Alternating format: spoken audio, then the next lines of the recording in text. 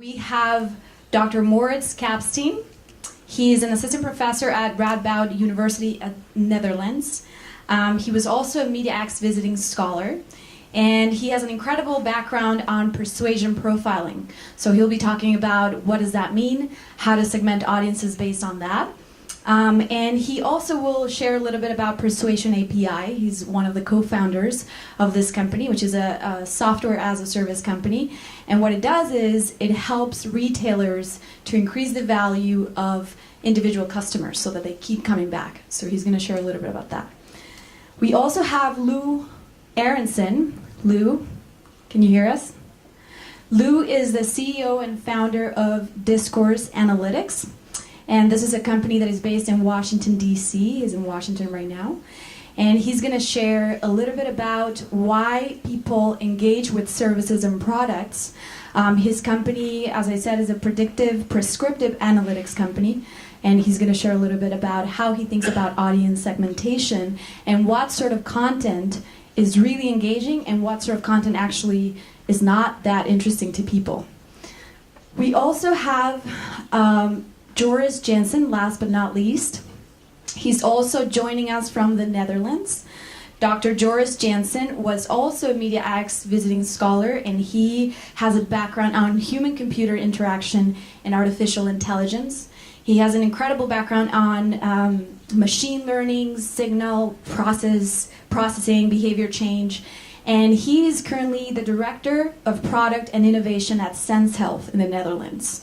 He's going to share how to make patients more likely to follow through treatments. So he's going to give us his perspective from the healthcare background. How does he think about segmenting those audiences, make them more engaged so that they're healthier and make better decisions?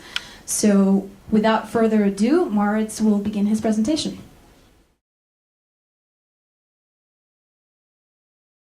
A bit of background about myself. Assistant Professor Artificial Intelligence at Radboud University, also the founder of a company called Persuasion API, and at some point I wrote a book called Digitale Verleiding, a Dutch book, but it's about to appear in the US market as well in December 2014. So I'm just kind of briefly pitching it to you. But I wanted to just briefly introduce what my research work is about and a bit about what the company does.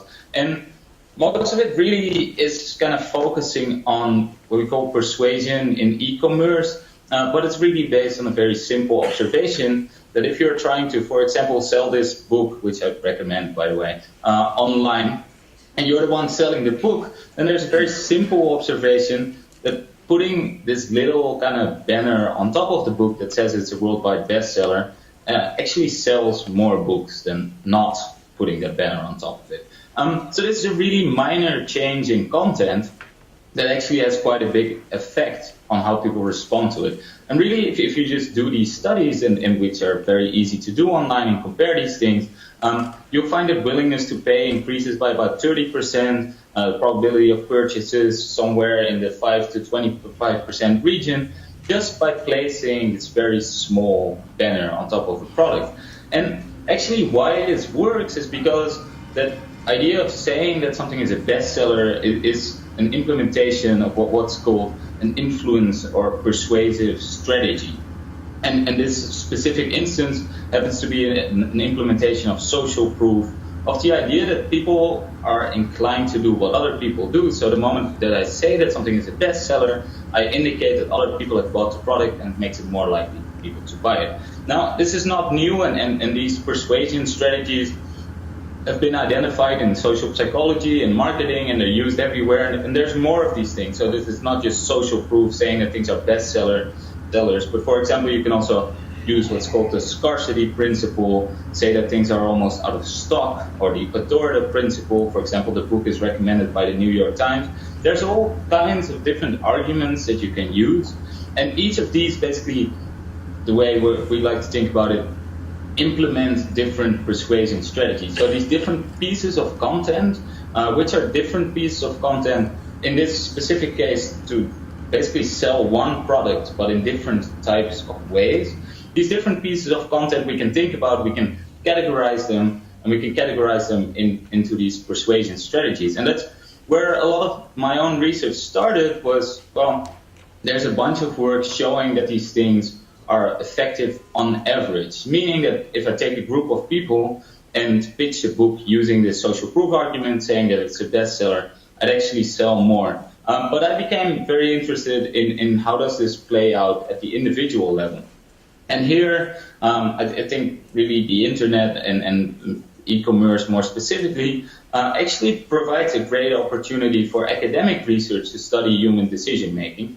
And what we started doing was actually taking books, taking music albums that were sold online and looking at how different implementations of these strategies, so for example, saying that things are bestsellers or that products are almost out of stock, how this would play out for individuals. And one of the first things that I did actually when I was myself still working at Stanford, together with Dean Eccles, is that we took a number of people through an experiment where we confronted them with different books, different questions, and basically what we're trying to do is for each individual see how they responded to these different persuasive messages. So instead of just looking at kind of the behavior of groups, we were trying to look at individuals. And what we found were kind of really cool plots. I think it's a cool plot, not everybody agrees. But basically what we found is that we were able to, in this kind of online study, replicate these average effects. In the sense that, indeed, if we were pitching products, saying that these were bestsellers, or if we were pitching products and saying they were recommended by the New York Times, we would actually, on average, sell more. However, what we also found, and this was only possible by our ability to check individual people over multiple points in time, was that there's large variation in how people responded. And with large variation, I really mean variation up to a level that there's quite a number of people that seem to respond negatively to some of these messages, meaning they'd actually be less inclined to buy a book if I was saying that it was a bestseller. And that kind of got us to the conclusions that, well, these persuasive strategies that are known, they have significant and large main effects or average effects. However, there's large differences between individuals. And we actually followed up on these studies trying to see, well, how are these differences? Are they stable over time? Are they specific to all of the strategies? And what we started finding was kind of an image where we were finding that we could identify individual people that had preferences, of course, or at least preferences expressed through their buying behavior for specific strategies, and that these preferences were relatively stable over time. And that got us to the idea of building what we started calling persuasion profiles. A persuasion profile basically being a summary for individual people of our estimates of how well these different strategies work for individual people. So this is really a description of how people seem to respond to these strategies. And what we're starting to do is kind of track how well do these strategies work, so how well do these different messages work, and how sure are we of our estimates. So we're kind of starting to visualize profiles the way that's on the slide now. It's estimations of, for example, for this person, apparently the consensus persuasive strategy, just one of these types of messages works well, and we're pretty sure of our estimate there. And from that persuasion profile, we started thinking about how to actually use these online. And this is kind of my more recent work is can we actually kind of estimate these types of profiles based on browsing behavior, based on a stream of data that's coming in from somebody browsing an e-commerce website. We started actually trying to build these profiles dynamically in data streams, and then started working on, and sorry I'm a bit quick, but I have to finish this talk. There's more people talking and sharing their ideas. We also had to solve this problem of given that I have a profile, some uncertain estimate of which of these messages actually work well, then which of the messages will we actually show effectively in e-commerce. So we started to build basically all of the mathematical modeling behind, given that we know that individual people respond differently to these distinct persuasive strategies, can we learn this and make decisions in real time? And that became, on one hand, a driver for a bunch of my research, but also on the background, basically the back end of what we're doing with the company. And what we're doing with the company is providing a SaaS, so software as a service solution, to actually tailor or personalize persuasive messages that are used in e-commerce platforms in real time for individual customers. And this is just just one of the multiple things we're running. We have over 50 clients running live, and I think by now we have over 100 million of these profiles of different people, primarily in Europe, by the way.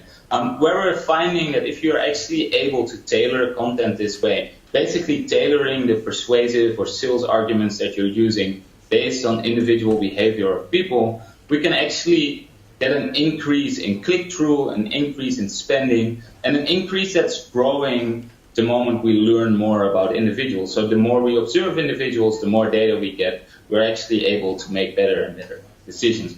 Now, that was my brief kind of pitch of what we're trying to do with persuasion profiling. I hope I didn't confuse you too much with a few of the kind of more mathematical learning slides in between. But what we're trying to do is see on the level of influence tactic, persuasive tactics, can we learn how individuals behave and tailor in real time the offerings that we're making. So that's where I'm going to close down and kind of leave it up to the rest of the panel again. Thanks. Okay, everybody. So my name is Lou Aronson. Susanna decided they needed somebody who wasn't a PhD on the panel, and that's me. I'm the CEO and founder of a company called Discourse Analytics, and we are a predictive analytics company, and what we do is we find out the why. The why, in our opinion, in our models, drives human behavior. We aren't so much concerned about finding the correlations between person A and their action, as much as what those behaviors, when manifested, demonstrate the cause of someone to take an action. I don't bank at my bank. I don't watch certain shows. I don't drive my car because I'm a white male.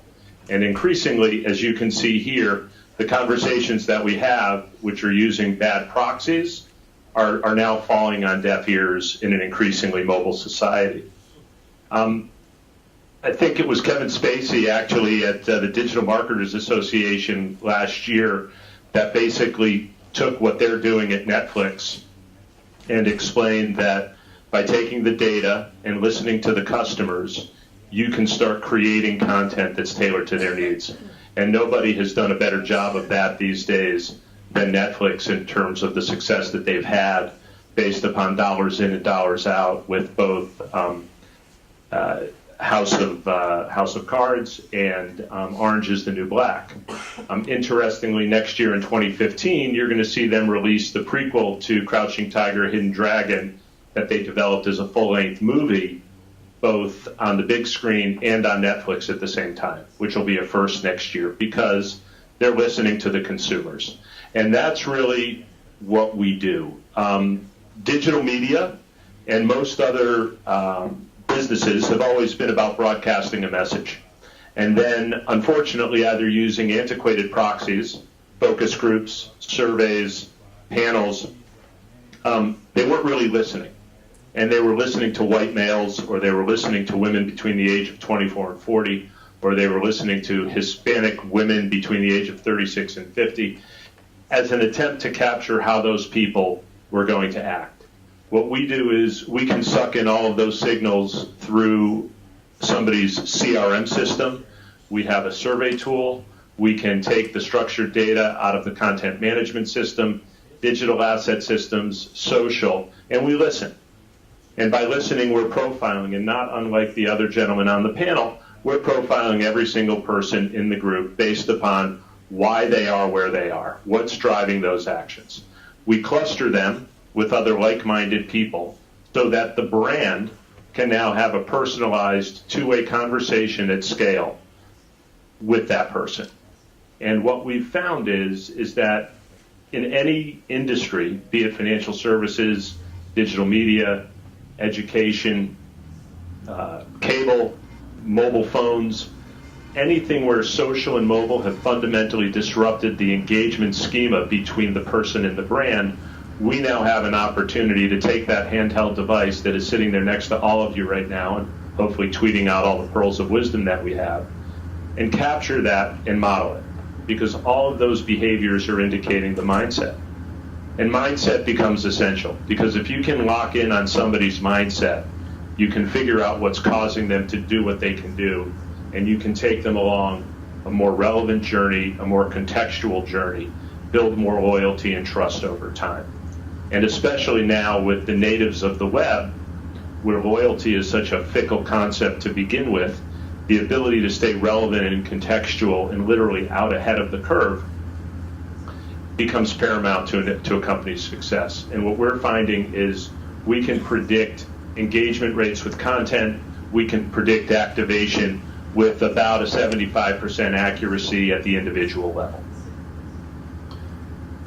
The reason the predictive rules become important is when you take an individual user and you put that user inside of a cluster, then what you start having the power to do is using the power of one to model many and many to model one. And so by clustering people, again, not by demographic, but by mindset, showing how they weight certain issues and where they lean on certain issues. So take me, for instance, as opposed to my wife. When it comes to my Verizon wireless service, I weight bandwidth and call quality paramount to anything. My wife weights price. Two very, very different drivers in terms of our conversation. So when Verizon is talking to me and I'm complaining, they should talk to me about the quality of the network. And then in the digital media space, once you find out what to talk to people about, whether it's offline with a customer call center or online through a digital environment, you can start curating and personalizing content stream either on an individual basis or on a personalized basis to a cluster, all the while to increase engagement and keep a conversation going over time. And what you can see is by using time as a variable for weight, so price sensitivity, I might be very price sensitive and Maurits might not be, but we both weight price the same way. You'll be able to see on a spectrum how people fit in. We pulled the customer out of our database here, and you can see that back in October of 2012, this individual weighted quality paramount to all other call quality paramount to all other drivers, and this customer was very unhappy. But by the time 2013 came around, probably because a couple of towers were dropped into place, the responsiveness for call quality went up. And that's us. So now I'll hand it over to Joris, and we'll go from there.